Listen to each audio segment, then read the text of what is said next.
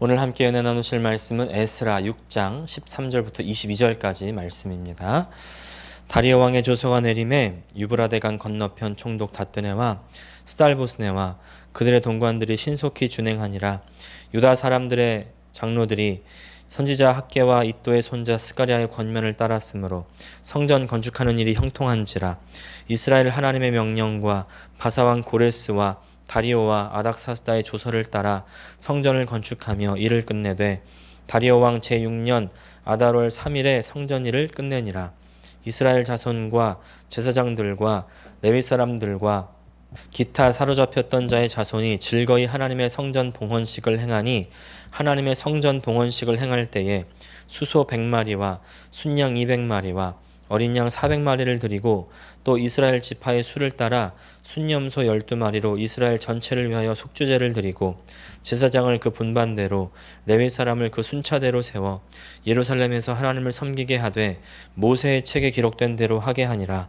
사로잡혔던 자의 자손이 첫째 달 14일에 유월절을 지키되 제사장들과 레위 사람들이 일제히 몸을 정결하게 하여 다 정결함에 사로잡혔던 자들의 모든 자손과 자기 형제 제사장들과 자기를 위하여 유월절 양을 잡으니 사로잡혔다가 돌아온 이스라엘 자손과 자기 땅에 사는 이방 사람의 더러운 것으로부터 스스로를 구별한 모든 이스라엘 사람들에게 속하여 이스라엘의 하나님 여호와를 찾는 자들이 다 먹고 즐거움으로 이랫동안 무교절을 지켰으니 이는 여호와께서 그들을 즐겁게 하시고 또 아수르 왕의 마음을 그들에게로 돌려 이스라엘의 하나님이신 하나님의 성전 건축하는 손을 힘있게 하도록 하셨음이었더라. 아멘. 오늘 에스라 6장 13절부터 22절까지 말씀을 중심으로 문제가 주는 축복, 이와 같은 제목으로 함께 은혜를 나누기 원합니다. 제가 요새는 잘 보지 못하지만 예전에 잘 보던 예능 프로그램이 하나 있습니다. 아마 많은 분들이 지금도 잘 보시고 좋아하시는 프로그램일 줄 아는데 바로 백종원의 골목식당이라는 프로그램입니다. 백종원 씨가 이제 성공한 외식 사업가 아닙니까? 자신의 이 성공한 노하우를 바탕으로 장사가 잘 안 되는 골목을 찾아다니면서 이제 그들에게 조언해주고 특별히 음식 맛에 대한 조언을 해주고 솔루션을 제시해주면서 음식점들을 바꾸고 골목 상권들을 바꿔서 새롭게 하는 그런 이제 취지의 프로그램인데요. 이제 백종원 씨가 음식점 사장님들을 찾아다니면서 여러 가지 이야기를 하죠. 음식 재료 관리라든지 아니면 손님들을 대하는 그런 태도라든지 그런 얘기를 하지만 가장 중요한 게 뭡니까? 음식 맛 아닙니까? 음식 맛이 좋아야 된다고. 그래서 이런저런 조언들을 해주는데, 그래서 솔루션을 제시해 주는데, 참 어떤 사람들은요 그 솔루션을 잘 받아들이는 사람이 있는가 하면 이럴 때 속이 터집니다. 어떤 사람들은요 정말 자신의 음식 맛은 문제가 없다는 거예요. 다른 사람들이 다 맛이 이상하다고 하는데도 자신만은 맛이 괜찮다는 겁니다. 이런 사람들을 우리가 누구라고 해요? 빌런이라고 하죠. 그런 빌런들이 회자됐던 그런 일들이 많이 있었는데, 그렇게 빌런이었던 사장님들도요 하나씩 둘씩 조언들을 받아들이면서 그렇게 음식점이 바뀌고, 그래서 손님들이 몰려오고 골목 상권이 좀 살아나는 그런 이야기를 보는 재미가 있었던 프로그램이 바로 이 백종원의 골목 식당입니다. 저는 이 프로그램을 보면서 한 가지 의문점이 들었습니다. 저 사장님들이 지금은 저렇게 열심히 하지만 과연 저 열심히 끝까지 갈 것인가? 근데 제작진들도 같은 생각이었던 것 같습니다. 그래서 그에 대한 해답이 뭐였냐면 바로 긴급 점검이라는 프로그램 안의 프로그램이었습니다. 이 제작진들이요 불시에 예전에 솔루션을 내놓았던 그런 음식점들을 찾아가는 겁니다. 그래서 점검하는 거예요. 점검 결과가 참 흥미로웠는데, 저는 이 결과들을 보면서 몇 가지로 좀 추려보게 되었습니다. 요약이 되었습니다. 뭐였냐면, 이제 백종원 씨에게 호되게 혼나고 또 지적을 받았던 그런 음식점들은 오히려 초심을 지키고 열심히 해나가는 반면에, 백종원 씨에게 칭찬을 받았거나 음식 맛이 좋았던 이런 사장님들은요 오히려 음식 맛이 떨어진다거나, 예를 들어서 고기가 많이 나오지 않는다거나, 또 손님 응대가 좀 불친절하게 되었다거나, 또 위생관리가 불결하게 되었다는 그런 일들이 보고가 되는 겁니다. 왜 이런 일들이 일어나게 되었는가? 생각을 해보게 되었는데 이제 좀 손님들이 몰리고 돈이 몰리니까 성공을 하는 것 같으니까 마음이 해이해져서 그렇게 된 것 아니었겠습니까? 백종원 씨가 이렇게 얘기하는 거예요. 오히려 방송이 독이 되었구나 이렇게 말씀하는 겁니다. 우리 인생에도 이런 일 있지 않습니까? 우리가 잘한다고 생각했던 것 가운데 오히려 마음이 해이해져서 잘 못하게 되고 실패하게 되는 일들이 있는가 하는 반면에 내가 잘 못한다고 생각하는 그런 일들은요 오히려 긴장하게 되고 그래서 성공하게 되는 성장하게 되는 그런 일들이 있습니다. 신앙생활도 똑같습니다. 왜냐하면 이 신앙생활이 우리의 삶과 절대 분리할 수 없는 것이기 때문에 그렇죠. 신앙생활을 잘한다고 내가 이 정도면 됐다고 생각하면 그때 바로 신앙생활은요 반드시 문제가 생기게 돼 있습니다. 예. 우리 신앙생활이 어느 정도 수준에 올라갔을 때 멈추게 되면 어떤 분들은 그냥 그 자리에 머물러 있게 된다고 내가 그 수준에 있다고 착각하시는 분들이 있는데요. 절대 그렇지 않습니다. 우리 신앙생활은요 마치 배를 타고 가는 것과 같습니다. 배를 타고 갈 때 노젓기를 멈출 때 강물에 휩쓸려 떠내려가는 것처럼 우리 신앙생활 가운데 기도를 멈추고 예배를 멈출 때 우리 신앙생활은요 세상에 그대로 떠내려갈 수밖에 없는 것입니다. 우리의 마음 가운데 이 정도면 됐다 이런 마음을 우리가 버려야 될 줄 믿습니다. 그런데 우리의 힘으로는 그게 참 쉽지 않습니다. 근데 그럴 때 공교롭게 무엇이 발생합니까? 우리 인생 가운데 문제 상황들이 발생을 하게 되는 것이죠. 방해들이 잇따릅니다. 근데 문제 상황들 때문에 오히려 우리가 깨닫게 되는 것이 있습니다. 그래서 문제 상황이 우리에게 오히려 독이 아니라 우리에게 도움을 주는 경우가 있는 거예요. 우리의 삶이 우리의 뜻대로 안 될 때, 뭔가 가로막힐 때, 그때 우리가 어떻게 합니까? 우리의 삶을 뒤돌아보게 되죠. 그리고 생각합니다. 내가 어디서부터 잘못됐나? 무엇을 잘못했나? 그제서야 뒤돌아보게 되는 것이죠. 그리고 하나님 앞에 되돌아오는 것입니다. 이스라엘 백성들도 그랬습니다. 이스라엘 백성들이 강대해질수록 이 사람들은요 하나님의 말씀을 불순종하고 떠납니다. 그리고 그때 하나님은요 바벨론을 이용하셔서 이스라엘을 정복하게 하시고 이스라엘로 이제 바벨론의 압제 속에서 70년 동안 노예 생활을 하게 하시는 것이죠. 이스라엘 백성들이 바벨론 압제 가운데 70년 동안 노예 생활할 때 어떤 생각했겠습니까? 우리 민족이 왜 이런 일을 당하게 되었나? 뒤돌아보게 되지 않았겠습니까? 그때 이 사람들이 생각한 것은 우리가 하나님 말씀을 불순종했기 때문이구나. 그러면서 이제 철저하게 하나님 말씀을 순종하게 되는 것입니다. 우리 어떻습니까? 문제가 생기지 않으면요 괜찮은 줄 알고 교만해져서 그냥 넘어가게 되는 일들이 생깁니다. 문제가 생기면 그때서야 돌아보고 반성하고 회개하죠. 그것이 인간의 본성입니다. 근데 그 문제 때문에 오히려 깨닫게 되고 다시 나 자신을 바로잡을 수 있고 하나님 앞에 다시 돌아올 수 있게 된다면 그것보다 더 큰 복은 없지 않겠습니까?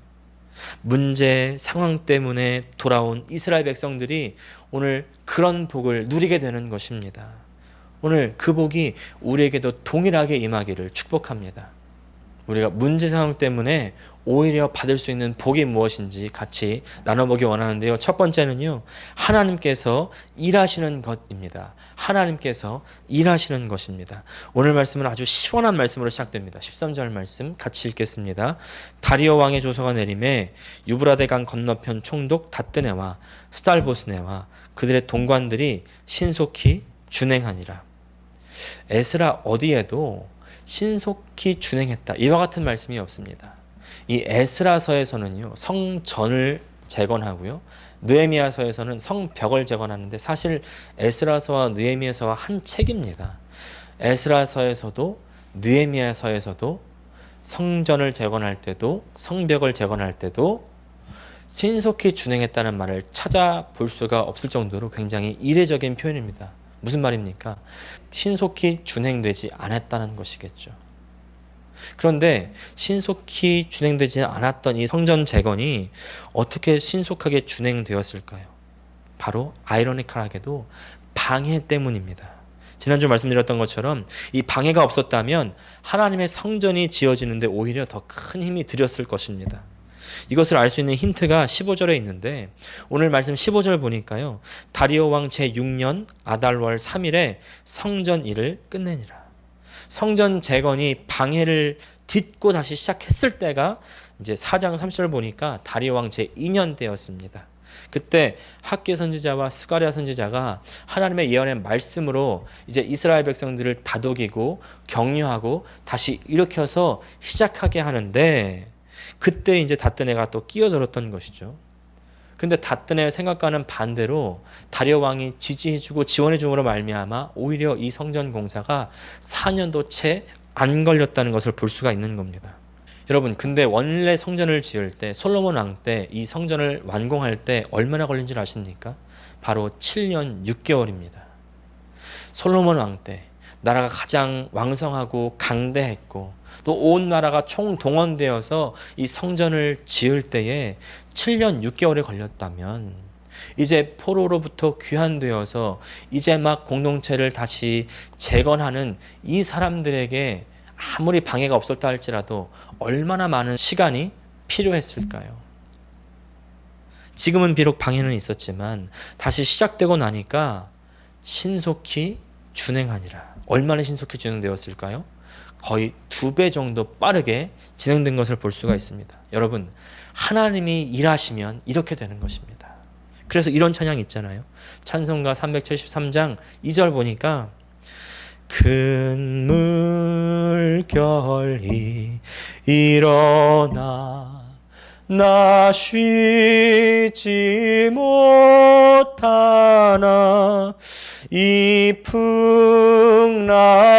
풍랑으로 인하여 더 빨리 갑니다. 큰 풍랑으로 인하여 더 빨리 간다는 것입니다. 만약 방해가 없이 순적하게 이루어졌다면 어떻게 됐을까요? 얼마나 걸렸을까요? 다음 여러분, 순적한 것이 좋습니까? 아니면 문제가 있는 것이 좋습니까? 문제가 있는 것이 좋다는 것이 아니라 여러분, 문제가 없이 순적해도요, 하나님이 함께하지 않으시면 더 큰 문제가 되고요, 문제가 있다 할지라도 하나님이 함께하시면 그 문제는 더 이상 우리에게 문제가 아닙니다. 문제 중에 하나님이 일하시면 오히려 위대한 역사를 우리가 볼 수 있는 기회가 되는 것입니다. 그래서 문제는요, 우리 가운데 있는 풍랑이 아닙니다. 문제는 우리가 하나님과 함께하지 못하고 그래서 하나님이 일하시지 못하는 것이 문제입니다. 우리가 아무리 절망적인 상황을 만날지라도 그것이 우리에게 문제가 아니라 하나님이 일하시면 그 절망적인 상황도 역전시킬 수 있다는 것을 믿으시기를 축복합니다. 그런가 하면 이스라엘 백성들이 받은 두 번째 복은요, 말씀을 지키면서 살아가는 것을 배운 것입니다. 말씀을 지키며 살아갑니다. 17절과 18절 말씀입니다. 하나님의 성전 봉헌식을 행할 때에 숫소 100마리와 순양 200마리와 어린 양 400마리를 드리고 또 이스라엘 지파 수를 따라 순염소 12마리로 이스라엘 전체를 위하여 속죄제를 드리고 제사장을 그 분반대로 레위 사람을 그 순차대로 세워 예루살렘에서 하나님을 섬기게 하되 모세의 책에 기록된 대로 하게 하니라. 성전 재건을 완공한 이 유다 공동체가요, 이제 성전 봉헌식을 하게 되는데 사실 이미 이전에 완성을 해서 봉헌을 했던 성전이기 때문에 다시 봉헌할 필요는 없었을지도 모르겠습니다. 하지만 이 사람들은 다시 하나님께 이 성전을 봉헌해 드리기를 원하는 것입니다. 그러면서 그 순서를 자기 임의대로 하는 것이 아니라 모세의 책에 기록된 대로 합니다. 사실 이 표현, 모세 책에 기록된 대로라고 하는 이 표현은요, 에스라서에 5번 등장합니다. 그만큼 강조가 되는 표현이죠. 자신들이 징계를 받은 이후 70년 동안 노예 생활하면서 뼈저리게 느끼며 생각하지 않았을까요? 내가 다시는 우상을 섬기지 않겠습니다. 내가 다시는 하나님의 말씀에 불순종하지 않겠습니다. 다 지켜 행하겠습니다. 결국 이것이 하나의 무브먼트가 됩니다. 이제 바리새 전승에 따르면 여기서부터 바리새 운동의 기원이 시작됐다는 것입니다. 이 정도 하면 바리새? 이렇게 의아해 하시는 분들 계실 수 있습니다. 우리가 알고 있는 이 바리새인들, 예수님 계실 때의 바리새인들이죠. 신약 성경을 많이 읽은 분들 아시겠지만 이 당시에 바리새인 하면 뭔가 율법주의적이고 위선주의적인 그런 느낌이 먼저 듭니다. 하지만 사실은요, 바리새인들은 그런 사람들이 아니었습니다.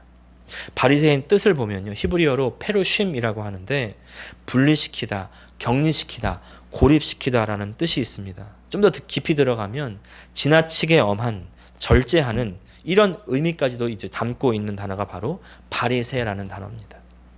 율법을 지키지 않았기 때문에 하나님의 징계를 받았다면 이제 하나님의 율법을 더 철저히 지키고 저 사마리아 사람들처럼 세상과 연합하지 말고 거룩하게 구별되자, 하나님을 기쁘시게 하자, 그렇게 시작된 운동이 바로 바리새 운동이라는 것이죠. 세상에서 완전히 분리하겠다.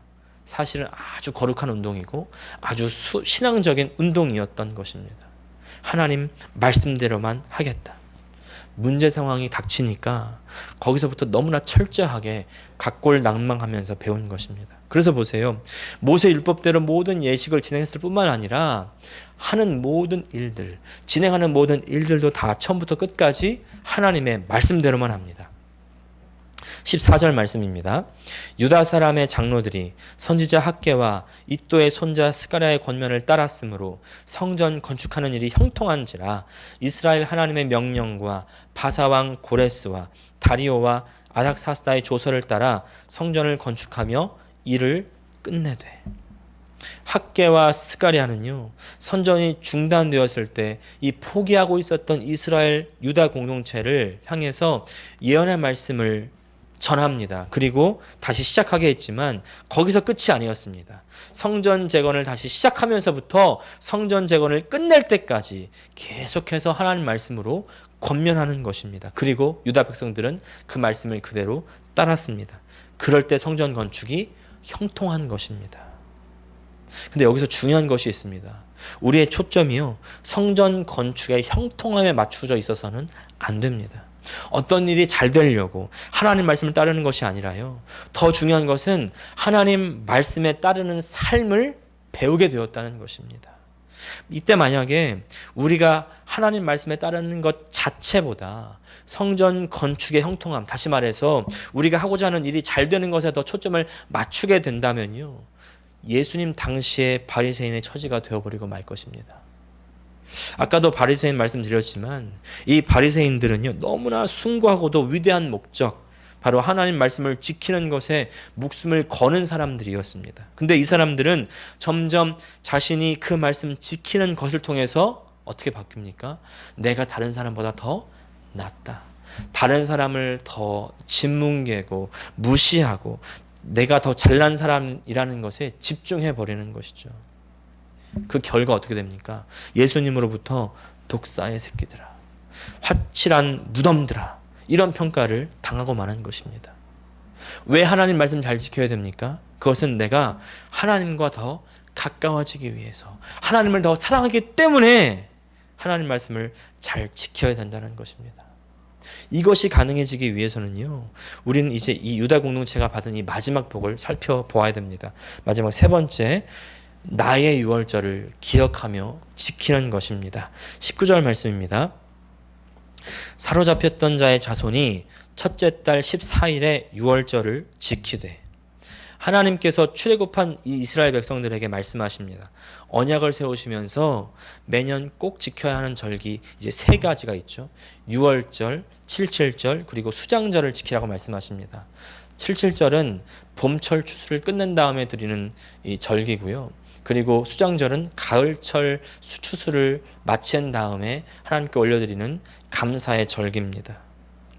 그리고 나서 유월절은요, 구원의 은혜에 감사해서 매년 초 지키는 절기죠. 출애굽을 기념하면서 나를 포로로부터 구원하시는 하나님 감사합니다, 이렇게 지키며 드리는 절기인데, 근데 출애굽하고 나서 이 유월절을 얼마나 많이 지켰을까요? 성경에 보면요, 이스라엘 백성들이 광야에서 유월절을 지킨 이후에 여호수아 시대 때 지켰고요, 그리고 히스기야 시대 때 지켰고요, 요시야 왕 때 지킨 것을 우리가 알 수가 있습니다.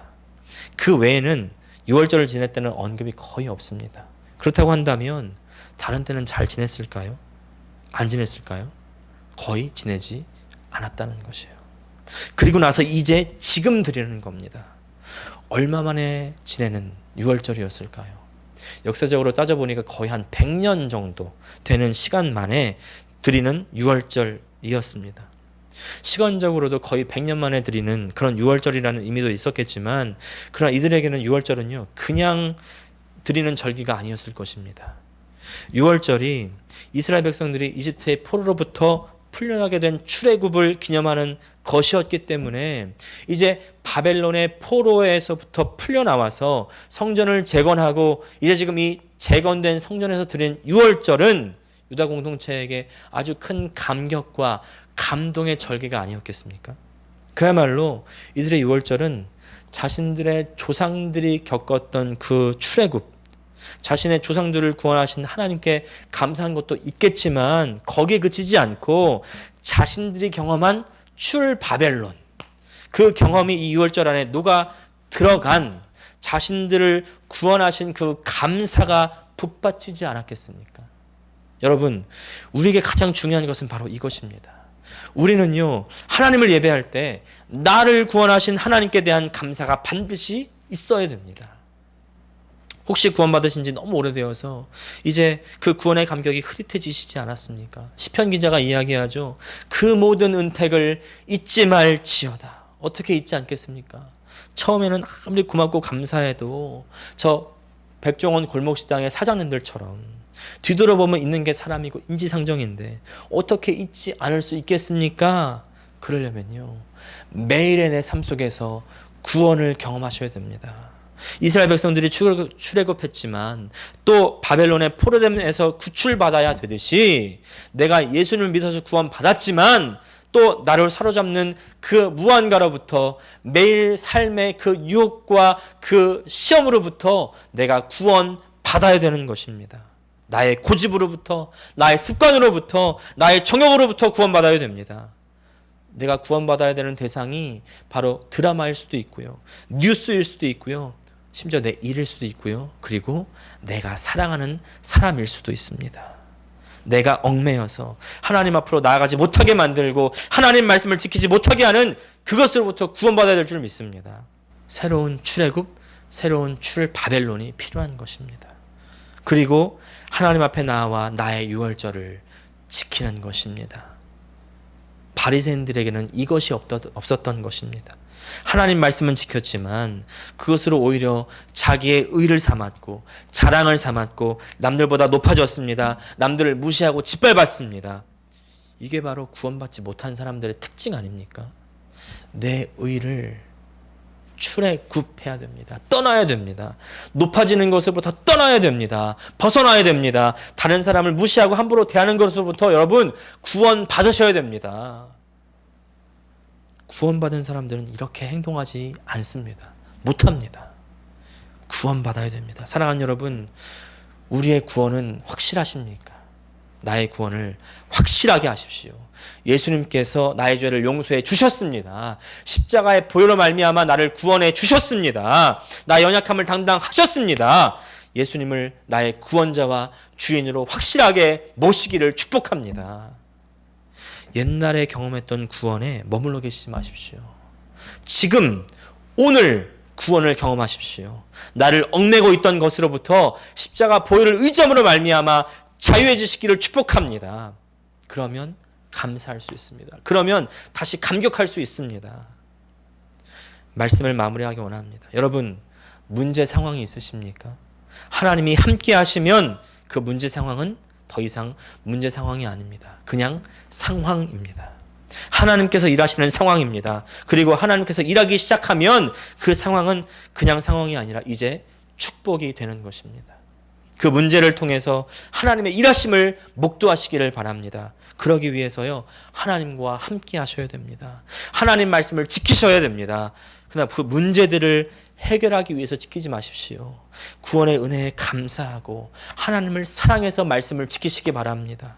항상 하나님의 구원을 묵상하시고요, 매일 나로 하나님께 나오지 못하게 만드는 그것으로부터 구원을 얻으시기를 바랍니다. 나의 유월절을 지키십시오. 유월절을 지킬 수 있는 사람들은요, 오직 하나님만을 애타게 찾는 사람들이었습니다.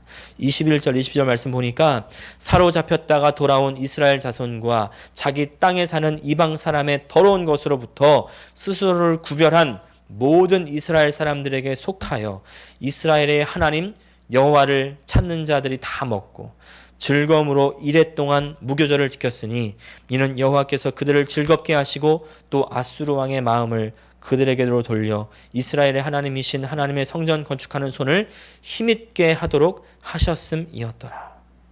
그러면 저 문제 상황을 넘어서 나의 마음이 기쁨과 감사를 회복하게 될 것입니다. 온전케 될 것입니다. 기도하겠습니다. 하나님 아버지, 우리가 문제 상황을 닥칠 때마다 아버지 얼마나 우리가 하나님으로부터 떨어져 있는지를 깨닫게 하여 주시옵소서. 내가 이쯤이면 되겠지라고 생각하는 그곳으로부터 주님 벗어나게 하여 주시옵소서. 떠나게 하여 주시옵소서. 출애굽, 출바벨론 할 수 있도록 도와주시옵소서. 아버지, 나를 하나님으로부터 가까이 가지 못하게 만드는 그 어떤 것으로부터 얽매지 않게 도와주시고 구출해 주시고 주님 우리를 구원하여 주시옵소서. 매일의 삶 가운데 우리가 구원을 경험하게 하여 주시고, 그래서 하나님 항상 감사하며 아버지 그 유월절을 올려드릴 수 있는 우리가 될 수 있도록 주님 도와 주시옵소서. 그래서 우리 삶 가운데 항상 하나님의 일하심을 바라보며 목도할 수 있게 하여 주시옵소서. 그래서 우리 삶이 하나님의 일하시는 현장이 될 수 있게 도와주시고 우리 삶이 온전케 되는 놀라운 역사를 체험한 우리 모든 성도들 다 될 수 있도록 주님 도와 주시옵소서. 예수님의 이름으로 기도합니다. 아멘.